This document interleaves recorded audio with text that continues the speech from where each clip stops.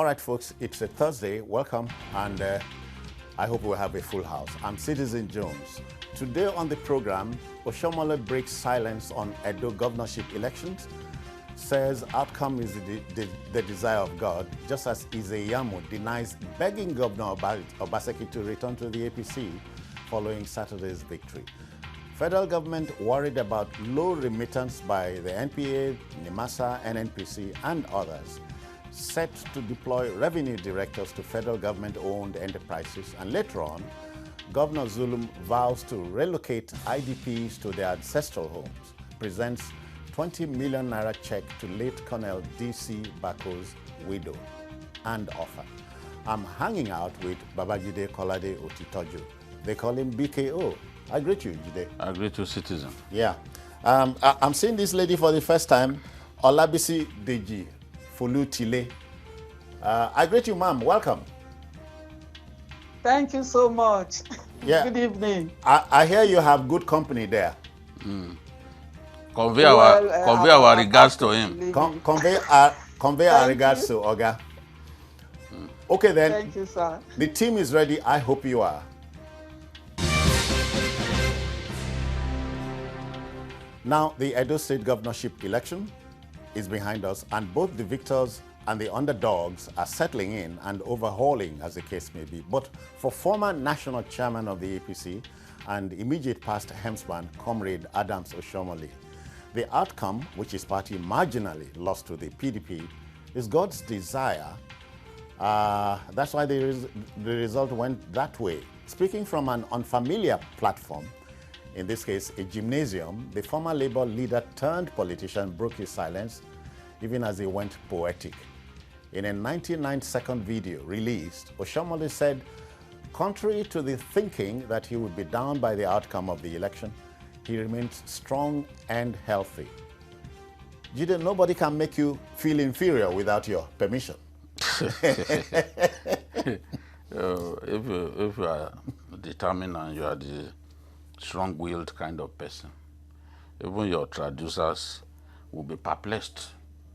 At your composure? Yes, at your stubbornness, because they will want you to easily put your head down. Yeah. But if you are not the type who gets easily discouraged, yeah, you just continue to trudge on. And that's what Oshiomhole is saying. He said, I'm sure a lot of people think Comrade is down, but I'm not down. When God says you are not down, you are not down. He said, no matter the outcome of an election or a particular edition of the process, you must have faith in God. You must have faith in our country. And that line, you win some, you lose some. You lose some. You are not going to win everything. Yeah. You are not going to predict everything and then everything will come true, except you are God. And when people begin to expect that every prediction that you make should be true, they are already equating you to God, which is a silly thing to do. Yeah. It's a silly thing to do. And BC, I know before the elections, we were palpitating. All hell will be let loose, but all that is behind us. It tells you politicians have a lot to learn. Yeah. I also think beyond the fact that Oshiomhole is saying that, is the outcome, the election is God's will. I also think that coming out to talk about it is a good one from the comrade, because so to say is telling people to put whatever has happened behind them and to look forward to better things, instead of talking about the same thing, because people are just like, oh, this is Oshio's candidate, he must win, and he really thought his candidates will win, and everything was pointing to the fact that the candidates will win. So coming out to tell the people that, look, it's not a big deal. I'm not God. I can say something will happen and it doesn't happen. Let us And I think this will be a lesson for politicians. Instead of brooding over straight milk, Yeah. the comrade is saying, let's go on, let's move on. This is past us. There are other battles in front to fight. You lose some, you win some. Yeah. And that is the game of life. And I think for me, is a good one from him. Yeah, because okay. it sets the tone, an atmosphere of peaceful coexistence, no rancor. And I think that is a good one. Yeah, but quickly, BC, you hear in politics, to err is human, not to blame it on the other man is politics, if you got what I mean. Yeah. Yeah. Yes, exactly. So we can move on. Exactly. Yes, exactly. Jide, now the twist in the tale is a purported statement made by Izeyamo. Oh, do quick and come back to us. Is that politics? No, it's these days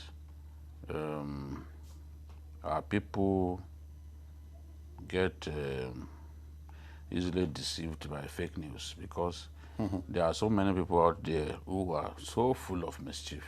If you said something 100 years ago, if they can get hold of it, they will present it like something that you said today. And that's what has happened. Something that I said about 3 months ago. Acts on human memory. Yes, but for some people, they probably did not even hear him when he said it back then. Okay.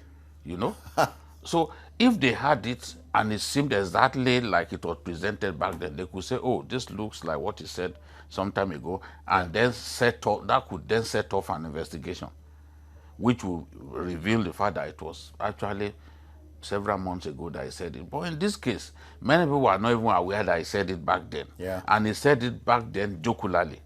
Now they've chosen an auspicious time to then present it like something that he just said yesterday.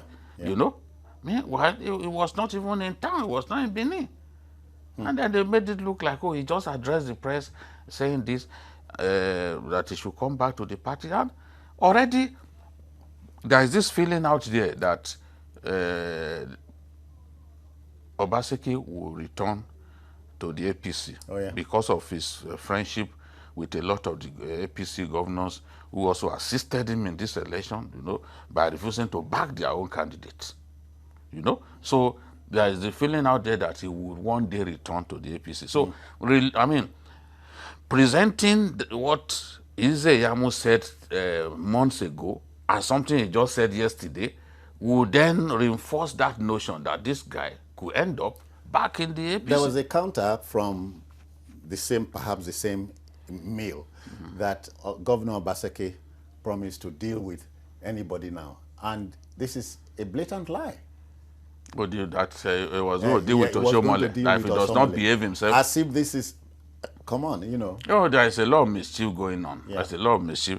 But I'm happy that Punch newspapers, which made the error of reporting that he made that statement, they've apologized. Okay. And admitted that they have since discovered that it was a statement made a long time ago, then presented like something fresh. Tally with what you just said. Yes, presented as something fresh by the Edo State correspondent. Yeah. BC, now it's behind us. Obaseki is running a second term. And you would like to, in the words of a particular novel, you want him to set forth at dawn, calm nerves, reach out to the opposition, right? Yeah, because, election it has come, it has gone. Right now, it's time for the governor to settle down and work with everyone.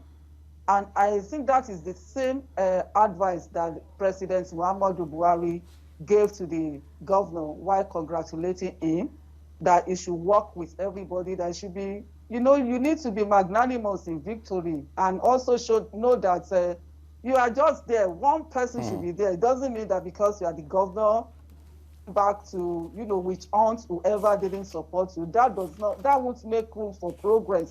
So this is the time for the governor to, settle scores with whoever he could have thought to be an antagonist, which it shouldn't even be in the first instance, because, there is bound to be opposition, and if there is opposition, we don't have to agree. And the fact that you win does not mean that you are best, so to say, just that you got it.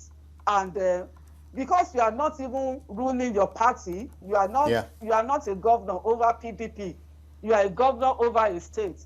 So it is imperative for him to carry everybody along, to make for peace, to make for progress. I guess he has no choice. Yeah, BC, we have company, and it's a voice from London. And Odyssey, am I right? He's calling us from London. Good evening, sir. Okay. Good evening. This is Edison from London. Edison, welcome. God bless you. God bless you all. I want to, first and foremost, I was expecting Babajide to call my line and congratulate me of my prediction. Because he promised to do that when I said my mother said Obaseki will win, and he said I was thinking I'm going to say scientific analysis. I never said I said my mother. You can see that my mother prediction has come to pass. That means you are going to watch it for me. Edison, that means you are going to watch the victory for me. And besides, Edison, you are going to celebrate it for me. That's what it means. Yes, so I will celebrate his victory for all Edo, including the APC, PDP, all the parties. His victory for Edo. Yes. That is what we want. Okay. What happened was that people should know that they are not God, and they should have the spirit of forgiveness. Nobody is perfect. Yeah. Thank you very kindly.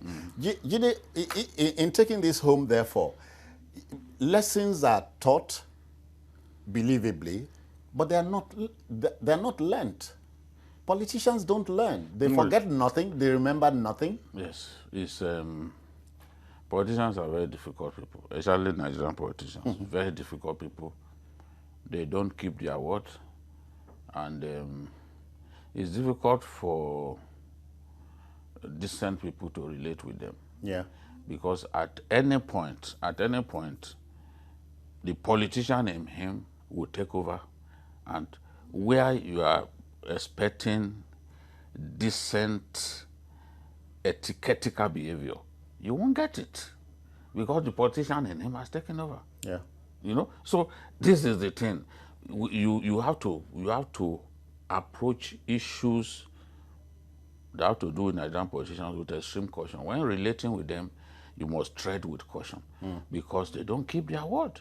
Yeah. And if he tells you, look, I'm going to build houses in the sky for you, look, he's not even going to build on land for you. So this is the way they are. Yeah. This is the way they are. Politicians working against even their own party. So this is the thing. If you are a politician, you've used a platform to get up there, and then you then think that it is right to now use that same platform, try to bring down that same platform that provided you the opportunity to be on top. Yeah. I mean, it's only bad politicians that behave in this manner, and there are so many bad politicians in our country. BC, let me get back to you. We hear the phrase is pillow talk. Politicians and their wives owe this country a lot. During pillow talk, shouldn't the wife tell the governor, oh God, this is what you said, this is what you did, and so on? Is it impossible in politics? It's not impossible, but just like he has rightly mentioned, when these politicians get there, they are full of themselves. They hardly listen to anybody, not even their wives.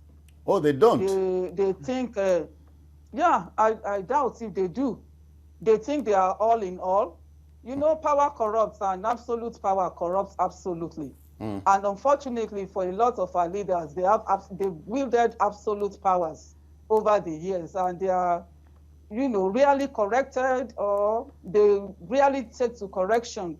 But I think wives will continue to do the pillow talk, and let's hope that the men will hear, and because if they hear, it will actually reflect in their policies. Yes.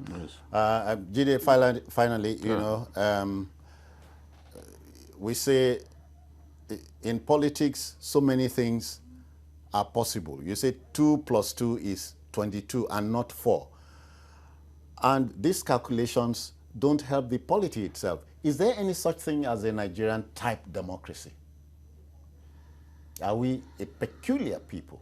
How peculiar are we? Yes. We are a peculiar people. Even the masses are peculiar. We do not challenge these leaders enough. We worship them rather than hold them accountable for misrule. And the level of impunity in our country, I don't think that it can find a place anywhere else. So if anyone says that politics, the kind of politics we play here is peculiar, and that our politicians are peculiar, I would readily agree. Because I see the level of impunity on display, the level of looting on display, the level of selfishness on display. You can only convince yourself that nowhere else will that level of impunity be tolerated. All right, one last call. Ajayi is reaching us from Lagos. Good evening, Ajayi. Welcome. Yeah, good evening, Mr. Citizen. Let's go. Yeah, thank you very much. Babajide. Thank you, Ajayi. God bless you, sir. There's also BC here. Yeah, like what everybody saying in our place in Ekiti State. I mean, I'm from Ekiti. I'm of Ekiti State. I'm from Ekiti too. I'm sure you know.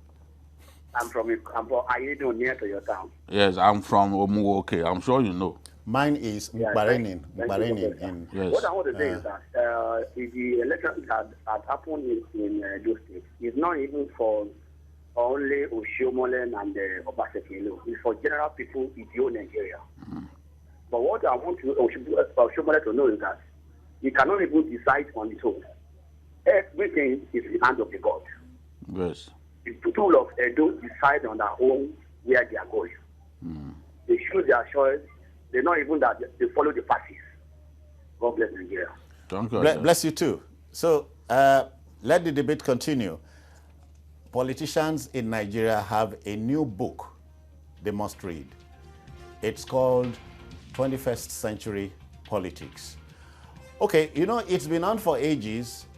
What am I talking about? Under remittances by government agencies. And so worried stiff by this sharp practice, the federal government challenged by dwindling revenue and crippling debts, especially from the COVID-19 pestilence, is taking the bull by the horns. Revenue directors are to be deployed to strategic federal government-owned enterprises to swell government's purse. 10 agencies are targeted in the pilot phase, and these revenue directors, they are Nigerians. Jide, I'm worried. They are also Nigerians. Yeah, they are. Aren't they? They are Nigerians. Even if they are auditors, by the time they get to the place, by the time they are through their training and you send them there, they will go and constitute themselves into members of cabals that will ensure that the non-remittances that we are talking about continues. The level of corruption in the civil service, oh boy, they are the ones who teach the politicians how to steal, because they know how to steal neatly. You steal and then get away with it. So the politician comes. Chop clean mouth. Yes, they won't. They will not leave any trace on the mouth. Say they don't chop. No traces will be found. Now the politician comes, a greenhorn, no experience about processes, about procedures. He comes. They tell him, "You need to be calming down." The way that little boy said to the mother, "You need to be calming down. This is how it is done. If you do it this way, kasala, go bust. This is how it is done." They will now teach the politician. When the politician now warms up into that position, then he does not need to be tutored anymore. He now becomes the master of the game, and then the same civil servants who taught him how to play the game, he will be looking for ways of kicking them into touch, as it is said in football. Yeah. So Okay. this is the thing. I believe that we have to leverage on technology. Technology can help us to block some of the loopholes through which these resources are leaking. It's important. I'm not saying that, look, technology is the silver bullet that will ensure that at all times, okay, we get money that should come to us. But at least we would be able to reduce the level of leakage, the hemorrhaging that is going on. At least we'll be able to reduce it. That is the point, because if we go into details, maybe in the course of the program, you see what agencies ought to remit that they are not remitting.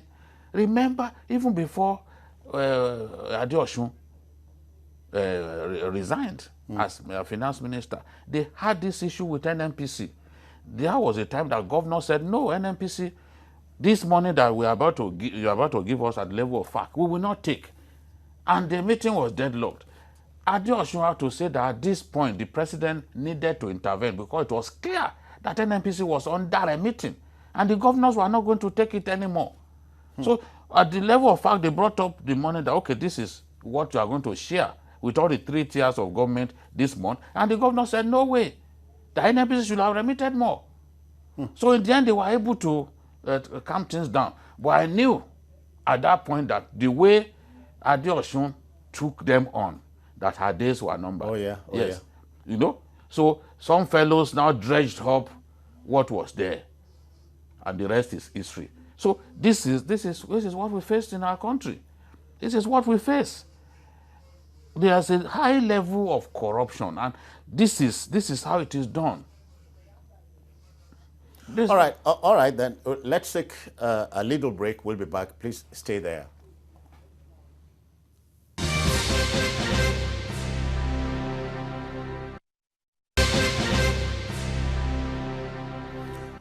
All right, still tracking this story. Federal government worried stiff, as I said at the beginning a while back, by under remittances by federal government agencies, is thinking something new. BC, are you there? BC, you know, Jide touched a little bit a while back on civil servants being the real monsters. Do you remember Madam Adenike Grange? She fell into that pit. Do you remember? Yeah. Yes, I do. So, yeah. We are talking about some cynics would say evil service. No, civil service, sorry.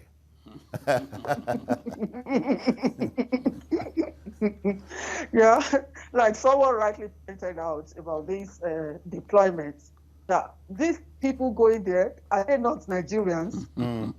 Are they not civil servants?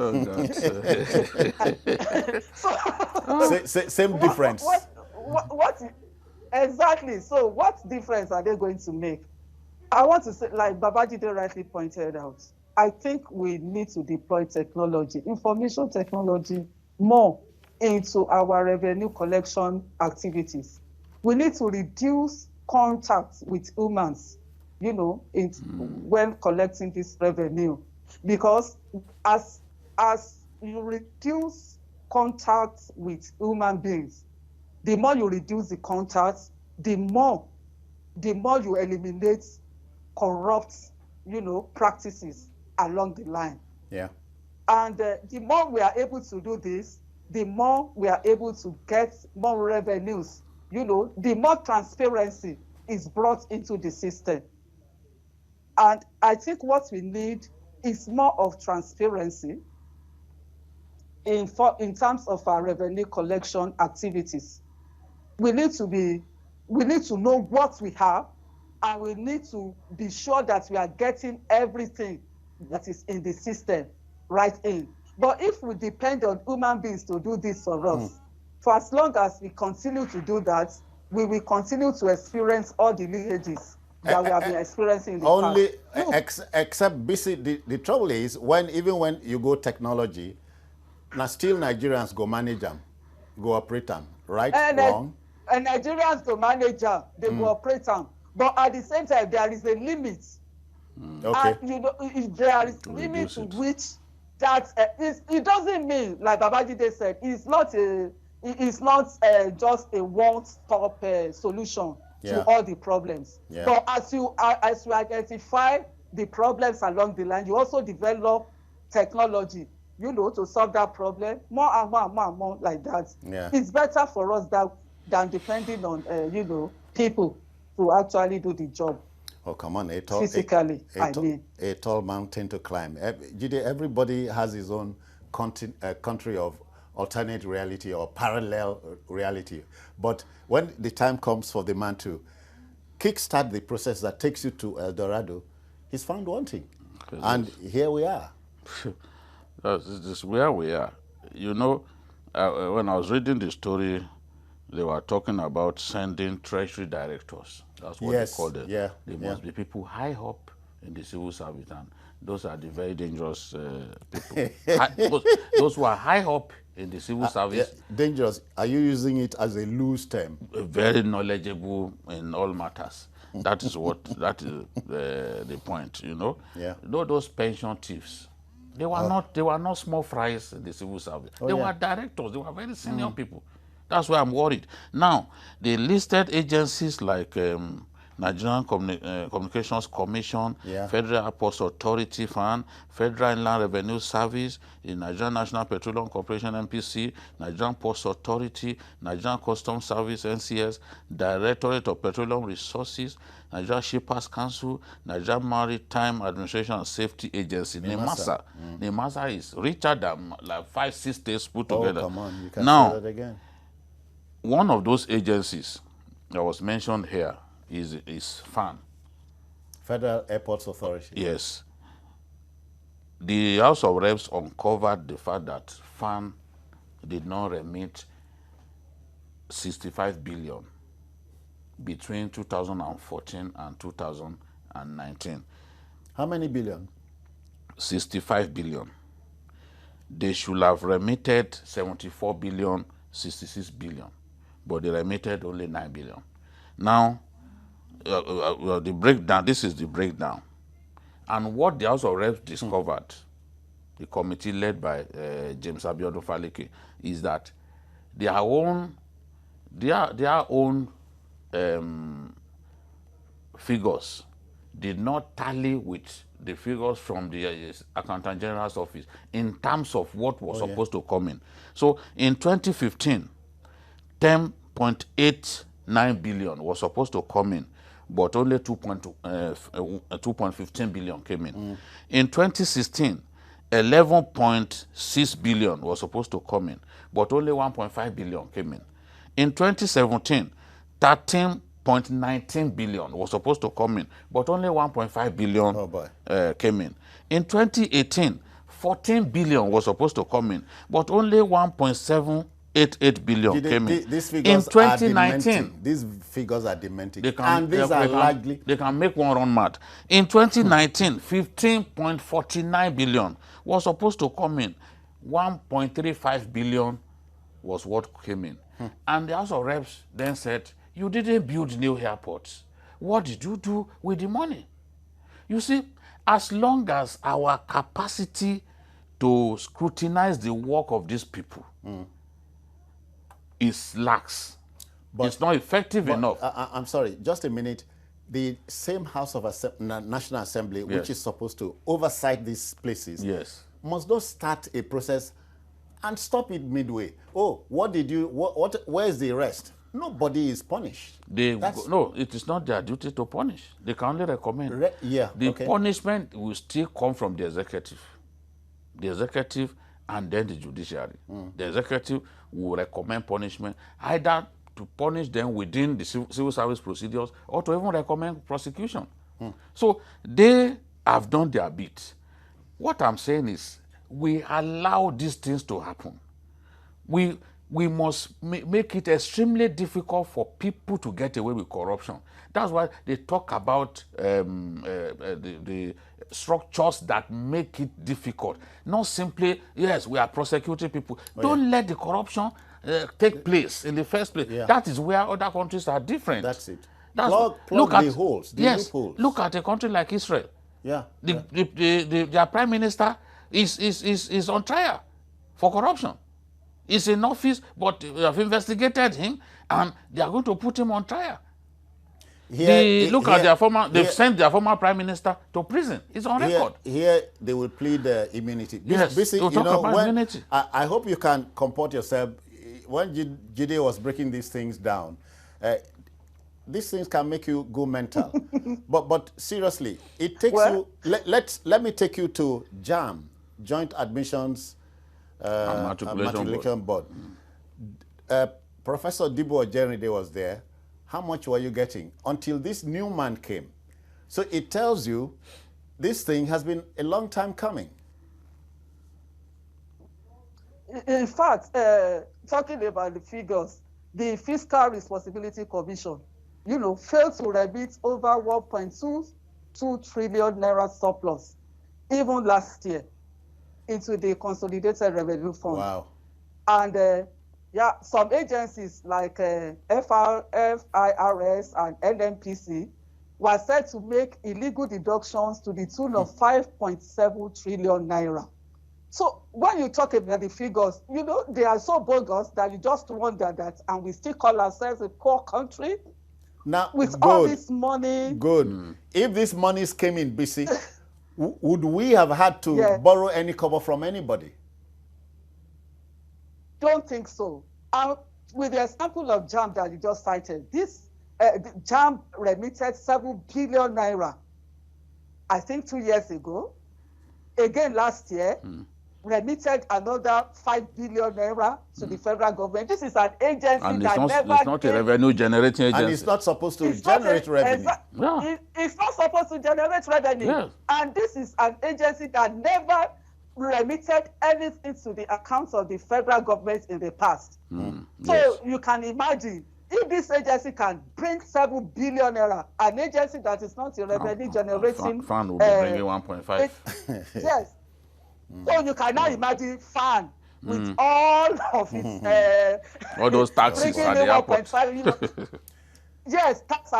So you can imagine the level of corruption in the system. But then, talking about JAM, how has JAM been able to do this? JAM has deployed technology in its activities in the last 2 years. Since this man came on board. And that is why we're harping on technology as one of the solutions, to the problem of corruption in this country. He has been able to deploy technology, and when people, counter the technology, the man will go ahead and do something that is higher. So that at the end of the day, it's a game. You get in here, it does something else. Do you know, sometimes you think these people, they use juju. That's an aside, though. No, they use snakes. They use snakes to swallow money. All right, Jide, on a very last note, for a group of Nigerians to steal from a country that's been generous and good to them is the height of Satanism. It's a very Luciferous behavior. I find no way. I can't find words to describe people who do this to their country, because a lot of these people have been trained by our country, sent abroad, trained sufficiently, and then rather than give back to the country positively, they would rather take from the country and make it difficult for other people to benefit from the country. They lead the chair chorus whenever you talk about the country being corrupt. Yeah, because when you were talking about Madam Grange, there was a system or a tradition to spend unspent funds rather than return rather than return it to the federal coffers. So the woman did not know. The woman said, okay, our budget, this is the leftover. They then told her, no, we don't usually send this back to the treasury. Madam, we share it amongst ourselves. She said, okay, I'm Go and not share it. interested. Yeah. Go and share it.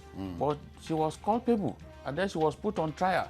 It took a president like Yaradua to come in to expose the fact that for years This had been going on. Unspent funds. Okay. You then share it among yourselves. These are the same people who sabotage the implementation of the budget so that they can have a lot left. I beg, make we go to the next subject.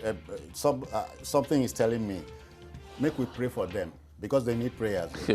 No, they've made up their minds that they want to go to hell. So you think our prayers can save them? The debate continues. All right then, seriously speaking, Nigeria's most intensely frustrated governor of the day is perhaps Professor Babagana Zulum of Borno State.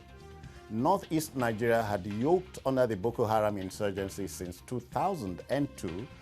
Borno State especially is the hotbed for these mindless bandits who rape, kill, and maim with abandon. Professor Zulum had inaugurated a high-powered committee for the resettlement of IDPs from Baga to their ancestral homes.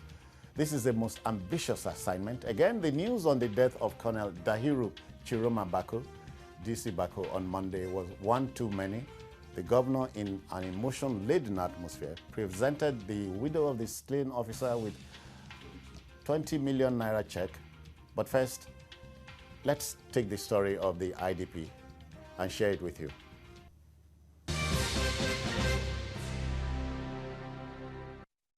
The coronavirus pandemic in a military aircraft due to the precarious nature of security in the area, which makes traveling by road extremely risky. People here grapple with joblessness, ill health, and other issues. They have lived in this harrowing condition for some time now and are delighted to receive the governor here at Difa, border community with Niger Republic. The governor was given a rousing welcome by the displaced people.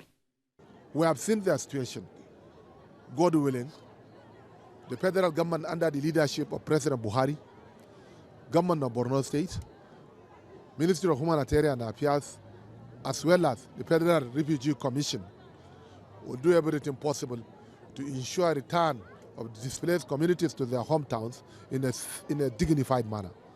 That is the main reason why we came here, and we are working together with other partners, especially the donor partners, to see how we can implement our objectives. I have stayed in this camp for 6 years. After Boko Haram sent us away from Malafatori, the Niger authorities have been so good to us, but I would love to return home with my 7 children. From here, the Borno helmsman moved to Banki, a community at the border with Cameroon, which plays host to thousands of internally displaced Nigerians. He distributed cash to the displaced persons to ease their pains. The governor assured them to returning them to their ancestral homes. We are targeting from now to 30 days period, because looking at Banki town, the population has increased in a quick geometrical ratio. There is a need for people who are residing in the IDP camps to be relocated to their respective houses, while there is ongoing agitation from the people of Banki who are residing in Minao camp to come back home. His untiring efforts to reach out to these unfortunate and traumatized victims of the decade-long insurgency in the region rekindles hopes of their return home someday. Olomidala, TVC News, Maiduguri. Let me come to you, BC, as a mother, wife, and sister. And the question is, do you think this Governor Zulum is a Nigerian? It's not even about this alone. Remember when this governor visited the school and met a school teacher early in the morning and promoted that teacher who had been teaching in that school for over 30 years and also gave her some cash donations. I think this governor has been, from his activities, I'm really impressed. And also, you know, 3 other people were killed with Colonel Bako. He also gave each of these people 2 million naira. Why the federal government, according to some people, is yet to even recognize that, you know, these 3 people died with the man. And I think the man is, I appreciate his style of governance. He seems to have human, you know, human blood flowing in his veins. He seems to be different from a typical Nigerian politician. And remember that he has also invested so much in building, you know, houses to resettle these IDPs. And I think he's doing the right thing. But my fear is this.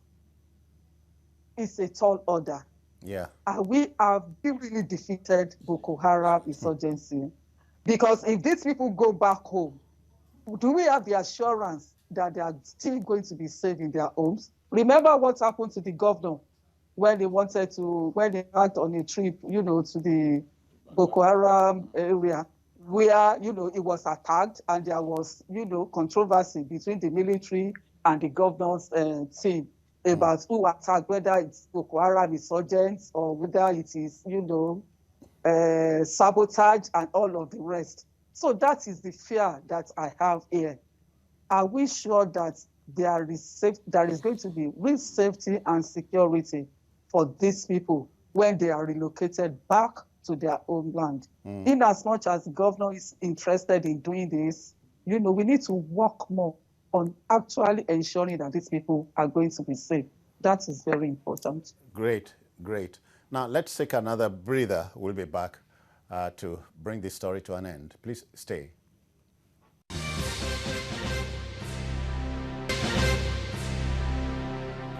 Okay, welcome back. Jide, the first tragedy here is to be displaced within your country. And getting you back to your ancestral homestead, becoming a tall order, that's another tragedy.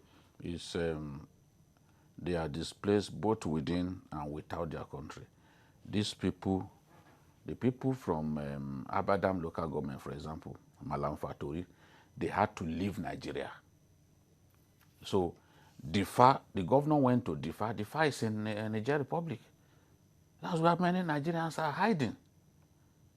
So it's enough embarrassment for our people to be hiding in Cameroon, to be hiding in Niger Republic. These governors had to go to those places to distribute relief materials to people outside of Nigeria. This is how bad the Boko Haram problem is. The whole of Abadam local government, there's no community where anybody is living in. When you go to Malam Fatori, there are soldiers on ground. That is the community where the late Colonel Abu Ali, the tank commander, was killed. Nigerians have not lived in that town since 2014. Now, he is desperate to restore normalcy to a lot of those communities. Now he set up a committee to rebuild Baga and some of those communities like Cross, Mile 4, in Kukawa local government, which is the largest local government in Borno State. So the committee is helping to rebuild that area because Baga used to give Borno the highest chunk of IGR because of his fish market. Okay. Trailers upon trailers of I hear loaded with fish. From Cameroon, Chad, name them. Yes, throughout the night, 24 hours, they are loading trailers of fish.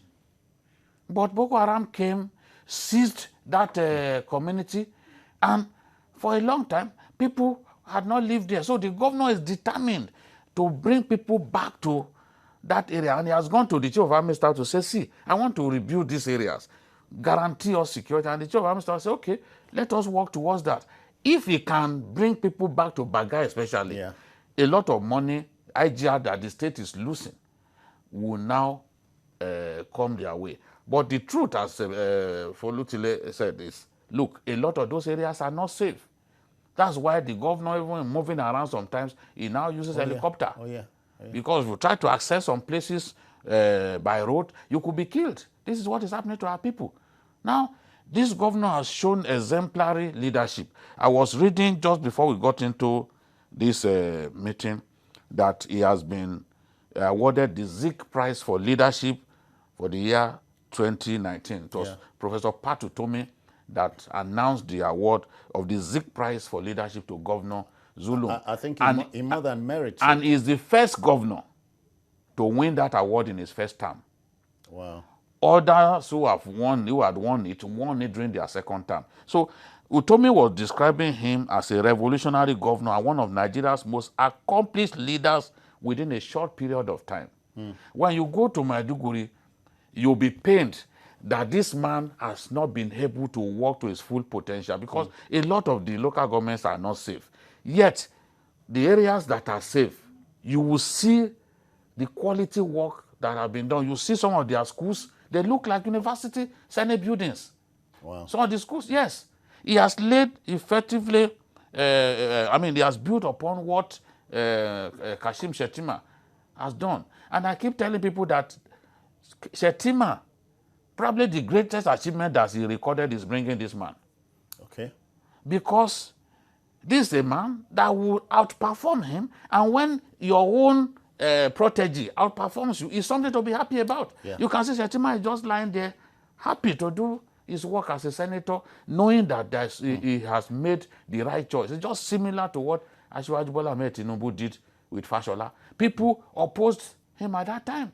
That, oh, where did you bring this political upstart? Why didn't you pick a politician from amongst us?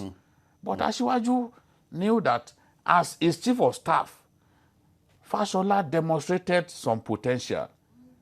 And when people say, oh, his nomination will not fly and all that, he stood by him. And today, the rest is history. He did well as governor here. Yeah. It's the same thing that Kashim Shettima has done in Borno State, to give us a governor that everybody is talking about. There is no doubt that he stands out amongst other governors in the country. Yeah. In fact, someone was discussing with me, said that today, if someone like President Babagana Umara Zulum wants to be president of Nigeria, nobody will talk about where he comes from. Nobody will ask a question about his religion. Yes, because they're just happy with the work that he's doing.